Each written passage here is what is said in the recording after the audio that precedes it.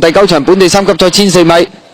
準備好啦！一開閘嘅時候呢，咁啊平排出閘啊！前面快嘅馬見到埋邊位置有甜醬啦，咁啊出邊粉紅衫騎上嚟呢，就係嗰隻雅雪嚟噶啦。咁啊再喺外邊黃衫呢，仲有傾力之城內蘭勁飛寶噶。後邊第5位紅帽中檔呢，仲有讚墨啦，響外邊再喺外邊呢，仲有呢隻新力勁噶。內蘭位置就君子一言啊，橙帽嗰隻就甜橙啊，中間卡達勝啊，後啲馬有富高勝啦，入邊就人人興旺黃衫嘅，外邊尾衫呢，綠色衫就軍事攻略，尾二步步快包尾嗰隻係締造美麗嚟噶。好啦，接近呢個800米段處轉香港體育院灣啊，雅雪帶頭傾力之城第2啊，勁飛寶響第3，再落後個零身位第4位呢，仲有就係呢個甜醬啊，內蘭第5位啦，仲有就係君子一言啦，咁啊甜醬後邊呢，咁啊仲有呢隻呢，就係讚墨啊，紅帽嗰隻又一路封住咗嗰隻呢，就甜橙，睇下冇位出啦，後邊嘅話仲係人人興旺黃衫嘅，出邊藍衫呢，就新力勁，後啲先見到卡達勝啦，大外檔軍事攻略噶，入正最後直路啦，前面雅雪貼欄放咗出嚟先嘅，中間位置有呢個勁飛寶追佢啊，再後邊嘅嘛仲有君子一言啊，中檔就係甜醬噶，再中間橙帽嗰隻呢，就係甜橙啦，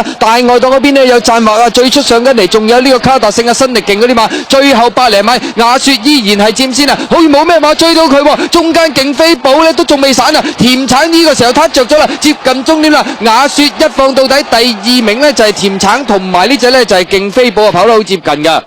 咁啊結果呢場賽事呢，冇晒佢大魔噶嘛，結果就雅雪啊喺前面一放到底第2名就係甜橙啊，第3勁飛寶，第4讚華。